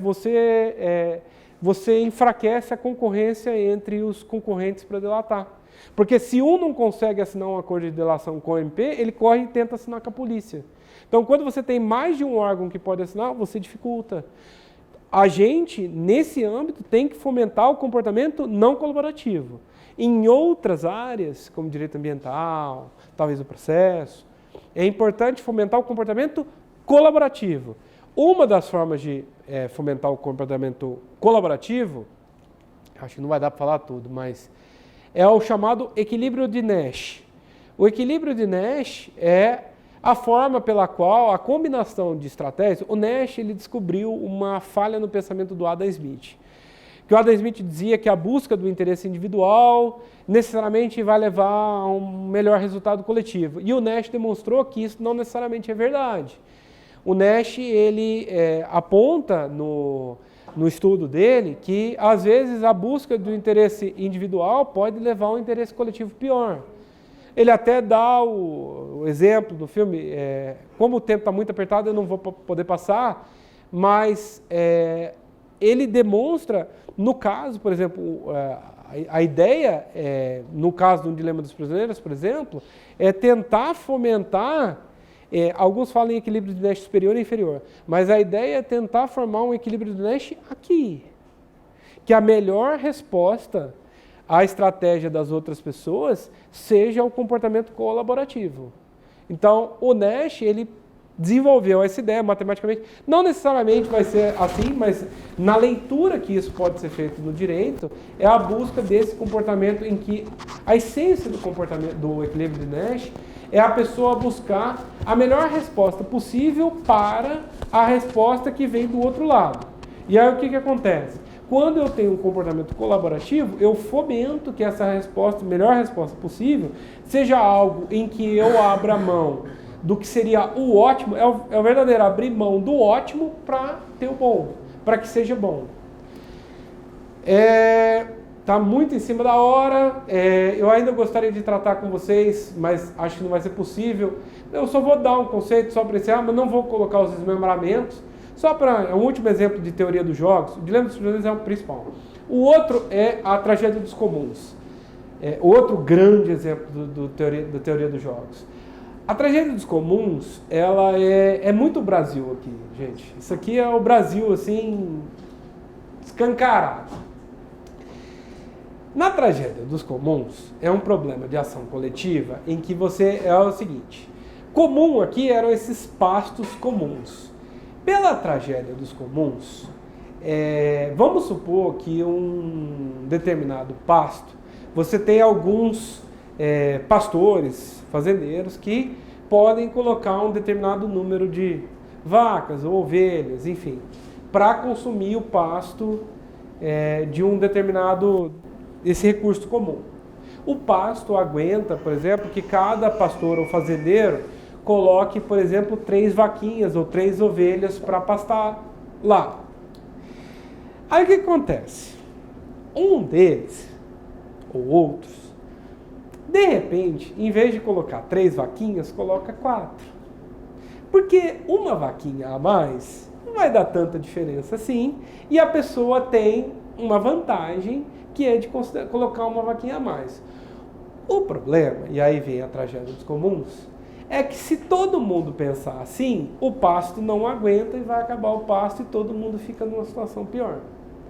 Então, a tragédia dos comuns é um modelo matemático, é um modelo que foi desenvolvido para lidar com essa situação em que os pastores, em razão de um comportamento individual que busca um benefício individual, eu gero um custo social, eu gero um custo para toda a coletividade e que eu não suporto isso individualmente, mas que todo mundo fica pior. Então, como lidar, isso aqui é clássico, caso de direito ambiental, como lidar com essa situação? Como nós já estamos muito avançados no tempo, eu vou só dar um exemplo de algumas soluções. Então, qual que é a resposta que a teoria dos jogos, por exemplo, propõe para isso? Então, seria uma divisão da área comum em partes menores, ou iguais entre os pastores, ou dar uma cota, ou vender o recurso para que tenha um dono, ou estabelecer uma cooperativa, né? Mas qual que é o problema? Aqui você tem um problema de governança coletiva, você tem como que você vai lidar com esses interesses. No âmbito, e aqui eu encerro a minha participação, para abrir até um pouquinho para perguntas, está dentro do horário ainda, né? A pergunta que se faz, um exemplo clássico que é possível dar, no âmbito federal, por exemplo, são os casos envolvendo excesso de peso em rodovias federais. O que acontece? Em muitos casos, você tem um problema de excesso de peso, caminhões que carregam mais carga do que seria permitido pela legislação. E o que acontece? Esse excesso de peso, que às vezes pode ser maior ou menor, ele causa uma deterioração mais rápida da rodovia. A rodovia é o pasto. Os caminhões e o peso são os pastores e as vaquinhas. Como lidar com essa situação do excesso de peso em rodovias federais? O MPF começou a ajuizar ações ou celebrar ataques. E começou a ajuizar ações. Tem julgados que o tribunal, ele fala, não é cabível a ação civil pública nesse caso, porque já é existe uma multa administrativa que seria o bastante suficiente para a reparação do dano causado pelo excesso de peso. Ou tem uma ação que o MPF entrou pedindo, cobrando a colocação de uma balança na rodovia e o judiciário julgou improcedente. Então, aí eu pergunto, na hora de formar entendimentos jurídicos sobre excesso de peso em rodovias federais, uma das coisas que precisariam ser colocadas, esse é um exemplo, mas se o caso não é, se o caso específico, pode ser, às vezes não é, mas se o caso específico não se aplica o modelo da tragédia dos comuns. E a partir do momento que eu visualizo que, num determinado caso, existe um exemplo, também comentei antes, recomendo a leitura, um artigo do professor Ivo Gico Júnior chamado A Tragédia do Judiciário, que trata o próprio judiciário ou a tutela jurisdicional como um recurso comum, como se fosse o pasto. E aí demonstra como a utilização abusiva do poder judiciário leva a um esgotamento do próprio recurso. Chama a tragédia está disponível na internet, a tragédia do judiciário. Naquele texto, o Ivo aplica essa noção da tragédia dos comuns à noção do judiciário e da tutela jurisdicional. Ele trata a questão dos juizados especiais. Então, eu recomendo a leitura. Bom, em razão do tempo, eu encerro a minha participação. Espero que vocês tenham gostado. Tem muita coisa que pode ser lida. Eu estou, em breve, se Deus quiser, devo publicar aí, tenho intenção de publicar a tese de doutorado, trato de vários assuntos, trago uma contextualização. Então, a análise econômica do direito e a teoria dos jogos tem muito a oferecer para o aperfeiçoamento do direito, para a nossa atuação no Ministério Público, e eu agradeço novamente pelo convite.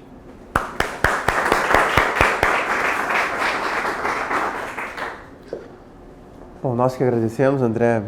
Faltou tempo, porque o tema é bastante instigante, mas ainda temos alguns minutos para abrir a palavra para os colegas. Só peço para que quem for fazer pergunta, que use aqui o microfone. Deixar a palavra livre.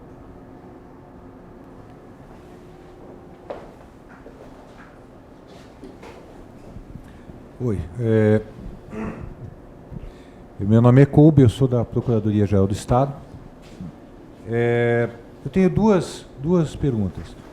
Pelo que eu entendi, uma parte, eu queria saber se eu entendi corretamente, uma parte do teu raciocínio, a gente poderia dizer que num silogismo rudimentar nós temos premissas que implicam e condicionam uma conclusão. Pela análise econômica, você vai trazer a consequência dessa conclusão para dentro do silogismo. Poderia ser dito assim? Essa é a primeira. Tá, a questão nesse caso é o seguinte: eu não vou dizer que as consequências vão ser trazidas para dentro do silogismo. Eu entendi o que você quer dizer. É mais ou menos isso, mas não seria dentro do silogismo. Seria. É que quando a gente fala em silogismo, a gente pensa numa premissa maior, premissa menor e a conclusão. As consequências, de uma certa forma, são as consequências, elas não são necessariamente a premissa maior, entendeu? Elas são um componente a mais para ser utilizado no momento da interpretação e aplicação. E se eu consigo prever qual vai ser a sua pergunta, eu não vou saber responder, porque não existe resposta. Mas eu vou esperar a sua segunda pergunta. Não, a segunda pergunta é mais prática. Esse curso que você ministra no Ministério Público Federal, você falou que vai estar tendo por EAD. Esse EAD vai ser exclusivo para o MPF ou vai ser aberto? É exclusivo do MPU. Então. São 50 vagas, aí são só membros e servidores. Só para esclarecer a segunda pergunta, que eu achei que você ia me perguntar, e essa é a que não tem resposta, é a seguinte: pela análise econômica do direito, eu trago as consequências para o momento da aplicação e da interpretação do direito. Para o silogismo, vamos usar, seria uma forma simplificada, mais objetivo de dizer isso, seria mais ou menos isso. A questão que eu não sei responder e não tem resposta é: quando eu devo levar as consequências em consideração no momento da aplicação e interpretação do direito como fator determinante? Porque aí isso exige uma certa racionalidade racionalista, essa é a expressão que seria a presença de um elemento racional, único, concreto, que às vezes não dá para identificar em todo caso. Então, isso demonstraria que o direito é uma certa razão prática, assim, seria razoavelmente semelhante à responsabilidade civil. Assim, você, às vezes, por exemplo, no doutorado eu tenho tentado identificar algumas hipóteses em que isso poderia ser feito, mas é difícil dizer, sempre as consequências, nesse caso, têm que ser levadas em consideração, entendeu? Essa seria a pergunta, mas aí, digamos, esse é o estado da arte, assim, da discussão na teoria do direito e da própria filosofia. Diga. Na perspectiva de que a justiça é um bem comum e com aqueles dados de que ela é subsidiada em torno de aproximadamente 90%, uma das propostas, se é que posso dizer assim, é a questão da simetria que existe na audiência de conciliação, em que existe a petição, só a fala do autor. Então, para regular essa questão da simetria, só com a fala do autor, na audiência de conciliação, eu gostaria de saber se a apresentação da contestação antes da audiência de conciliação, para favorecer essa questão da simetria, ela seria só lege ferenda ou poderia ser aplicada no atual modelo do Código de Processo Civil? Olha, essa é uma pergunta, eu não sou processualista, essa seria uma pergunta a mais, eu não sei dizer. O que eu posso dizer, nunca enfrentei essa questão. O que eu posso dizer sobre a questão da conciliação no juizado, eu fui conciliador 3 anos. Uma coisa que eu posso dizer sobre a conciliação é o seguinte, aí entra uma outra discussão sobre o punitive damage, que é a possibilidade da utilização da indenização com finalidade que não seja exclusivamente compensatória. Que é o seguinte, qual é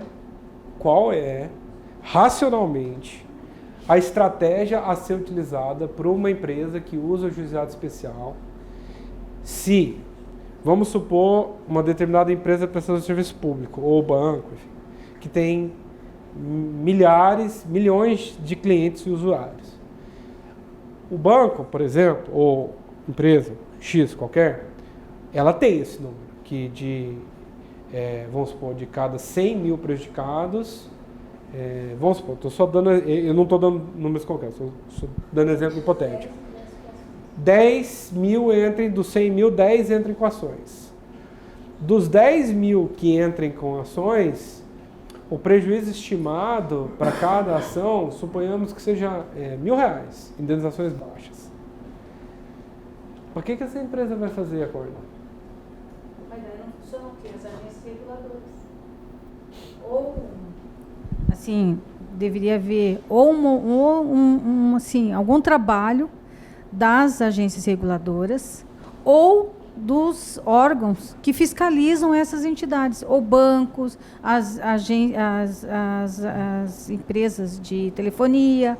Quer dizer, o que tem um gargalo aí em que há uma omissão nessa fiscalização. Da fiscalização da agência, mas na leitura que eu faço também, o Ivo trata um pouco disso.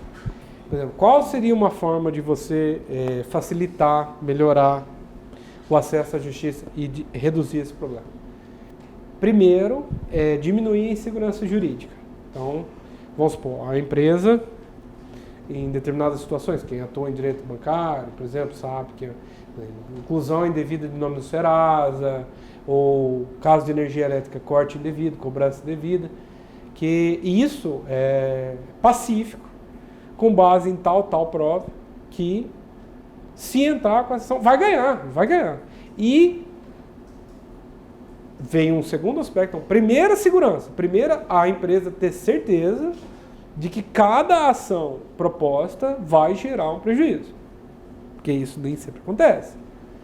Existem teses diferentes, discussões, nuances.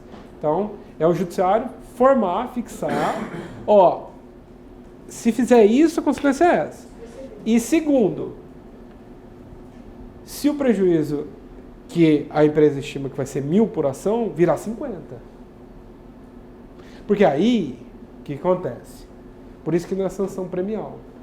Se uma determinada ação, que era 1.000, virar 50, e ela tinha, por exemplo, 10.000 ações, se cada uma dessas ações for ganhar 50.000, quanto que não vira essa dívida? Aí o comportamento racional esperado da empresa muda. Aí é por isso que tem muito acordo na justiça americana. Por quê? Porque sabe que se for para condenação, aí a condenação vem pesada.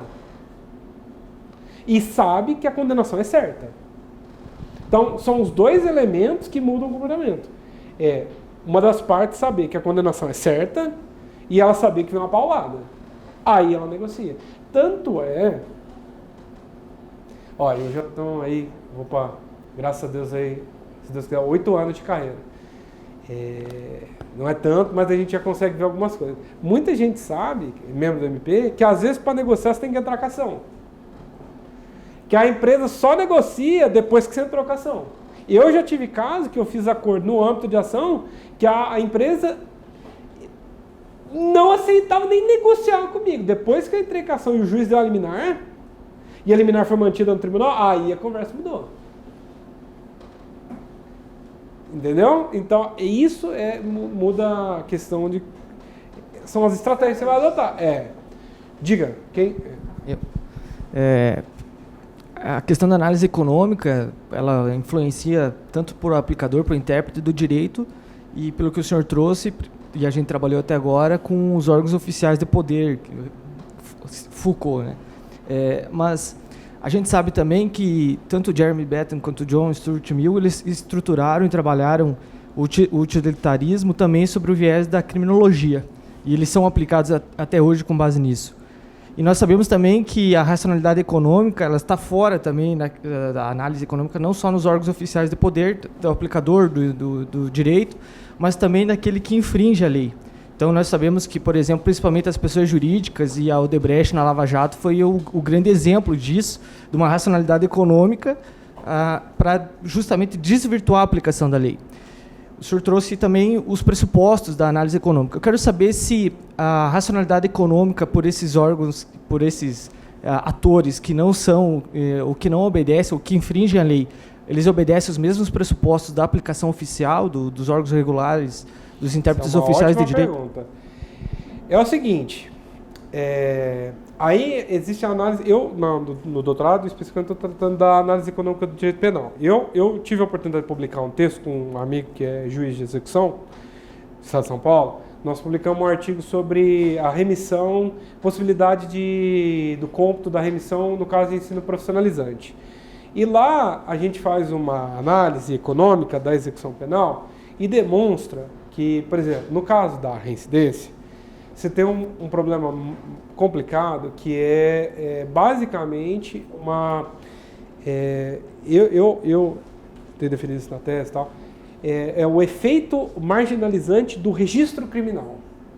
Então, a reincidência ela é causada, do ponto de vista econômico, tem dois grandes fatores. Primeiro, a baixa qualificação técnica, incapacidade, principalmente homens, né? O sistema carcerário basicamente homens, jovens, né? Homens, jovens negros, de conseguirem se inserir no mercado de trabalho, ter uma vida digna, e principalmente após uma condenação, ainda que PRD, a pessoa tem uma extrema dificuldade de colocação no mercado profissional. Seja porque ela não consegue arrumar um emprego, porque ela tem uma ficha, registro criminal, seja porque ela não consegue prestar curso, não consegue financiamento bancário, não tem qualificação. Então, o que acontece? Por isso que eu estava falando que você tem situações em que são circunstancialmente leves, em que o custo de transação da sanção penal, prisão, pena privativa de liberdade, é muito alto e ele não compensa e sequer compensa no registro criminal. Por exemplo, eu vou tratar desse assunto à tarde, eu sou um fervoroso defensor do acordo de não persecução penal. Entendeu? Você consegue chegar ao mesmo resultado de uma forma muito menos custosa, muito menos marginalizante. Porém, o que acontece? Você tem hoje no Brasil um contexto em que você tem situações de crimes graves em que você não tem uma resposta adequada. Eu também trato disso na tese, mas isso vem da questão da aplicação da pena mínima e tal. Por mais que existam diferenças teorias criminológicas, e de fato há, você tem alguns crimes que, teoricamente, têm vamos dizer assim, uma área de racionalidade maior, crimes passionais. Mas existe uma resposta racional esperada de que se você aumentar o rigor em determinadas sanções, que você tem uma queda de determinados crimes. Então, eu sempre costumo dizer o seguinte, a jurisprudência, ainda que não faça isso de forma totalmente organizada, a gente não tem mais como evitar muito a distinção entre crime grave e crime circunstancialmente leve. E aí, assim, o que é crime grave? Dá para saber o que é crime grave. O que é crime grave? Crime que tem violência, crime que tem grave ameaça, crime que tem criminalidade organizada, por exemplo, tem 4 ou mais, porque até 3 dá para discutir um concurso de pessoas, mas 4 você já tem uma criminalidade mais organizada, distribuição de tarefa, você tem uma certa estabilidade. E tem mais 2 hipóteses que eu considero de crime grave. Corrupção em sentido estrito, que é corrupção ativa, passiva e peculato, que é muito daninho para a sociedade. Então, por exemplo, eu tenho alguma restrição a essa leitura de que tudo é corrupção. Eu acho que a gente tem que tratar com uma certa severidade essa corrupção, que é corrupção ativa, passiva e peculato. Isso tem que ser tratado com muito rigor. Não que os outros não tenham, mas esses têm. E a situação de reiteração criminosa. Então, por exemplo, a pessoa já teve uma chance e ela persiste, às vezes reiteradamente, na criminalidade. Aí eu considero como uma situação mais grave.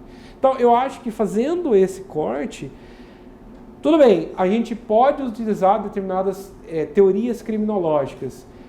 Por exemplo, o meio tem uma determinada influência na questão criminológica. Tem dados que levam a isso. Então, eu acho que ignorar que o meio tem pobreza, desigualdade de renda, que isso tem um impacto na criminalidade, também é importante. Mas eu acho que atribuir exclusivamente o determinismo social, excluir que existe uma autonomia da vontade, excluir que as pessoas atuam racionalmente, eu acho que esse não é um caminho. A análise econômica do direito propõe outro caminho. O próprio Beccaria, apesar da crítica ao utilitarismo, eu estudei bastante isso aí, o Jeremy Bentham, que é o pai do utilitarismo, fala que ele deve o utilitarismo ao Beccaria. Você vê que é uma coisa interessante. E o Beccaria, embora exista muita restrição filosófica ao Bentham como utilitarista, não há contra o Beccaria. Aliás, muito pelo contrário, o Beccaria é um autor extremamente admirado aqui no Brasil. Então, eu acho que talvez fazer digamos assim, essa leitura um pouco mais... usar uma lente diferente para tratar tipos de crimes diferentes, eu acho que pode, não estou dizendo que é a única solução, né? Isso é uma coisa importante. A análise econômica não propõe ser a única solução, mas ela pode trazer um aperfeiçoamento na tutela penal, entendeu? Acho que tem mais uma pergunta.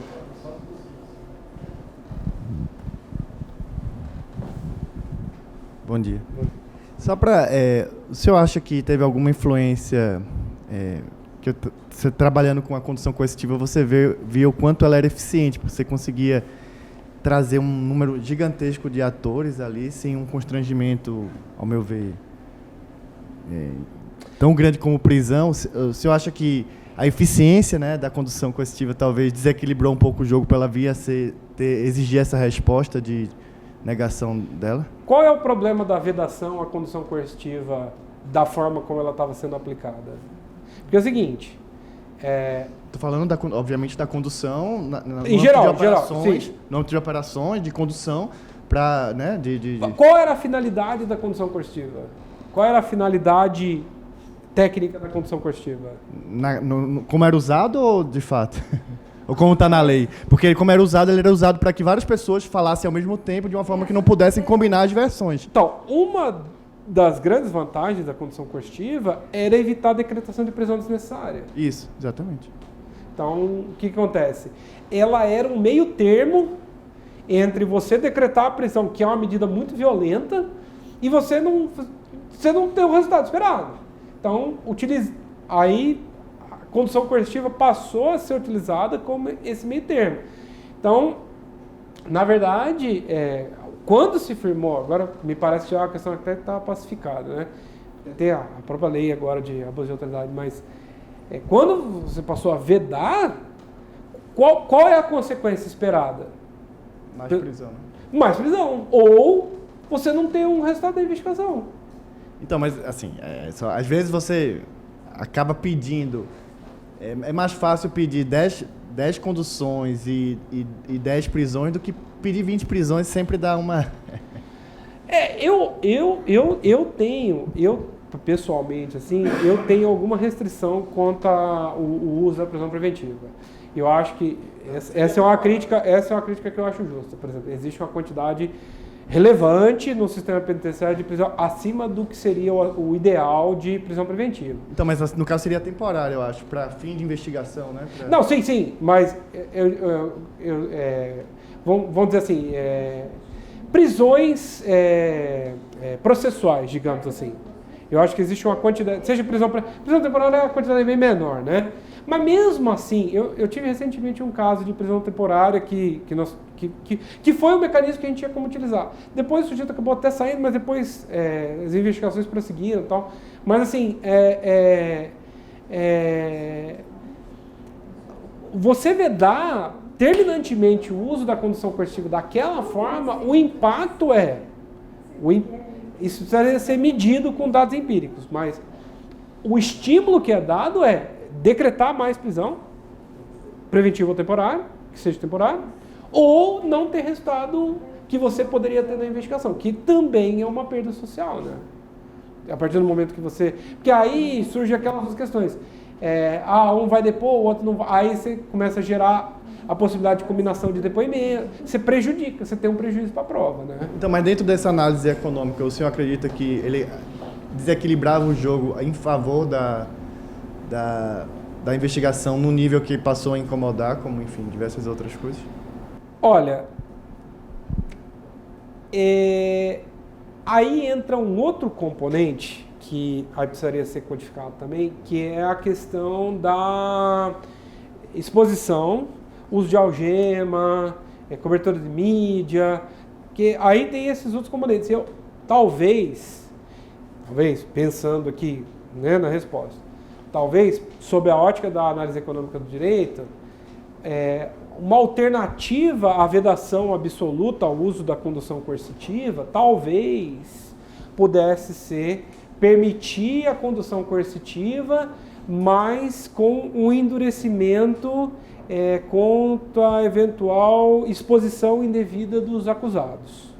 Então, por exemplo, eu vou permitir a condução coercitiva, só que se fizerem carnaval em cima disso vai ter punição. Entendeu? Então, talvez um meio termo mais eficiente pudesse ser, para não totalmente afastar o instituto, prejudicar a prova, estimular o uso de prisões processuais, eu poderia criar um meio termo que eu consigo atingir essa finalidade que eu queria, mas eu também não ignoro completamente essas outras, a gente chama em análise econômica de externalidades negativas, são esses efeitos colaterais negativos. Então eu poderia, de uma certa forma, usar o instituto, mas ter um tratamento mais adequado dessas externalidades negativas do uso da condução coercitiva, entendeu? Então, por exemplo, se tivesse sido pensado sob a análise econômica do direito, e eu tenho quase certeza que não foi, talvez pudesse ser pensado nisso. Falar, não vamos matar totalmente o instituto, mas também não vamos desconsiderar essa questão das externalidades. Então, você consegue visualizar um pouco melhor, entendeu? Bom, André, chegam algumas outras perguntas aqui, mas eu vou passar para você depois para responder. Quero então agradecer e dizer que vamos ter que trazer você outras vezes aqui, porque o assunto é bastante palpitante. E aquelas perguntas que me chegaram agora, eu passo para você depois responder. Muito obrigado. Muito obrigado pelo convite. É um prazer vir aqui, viu?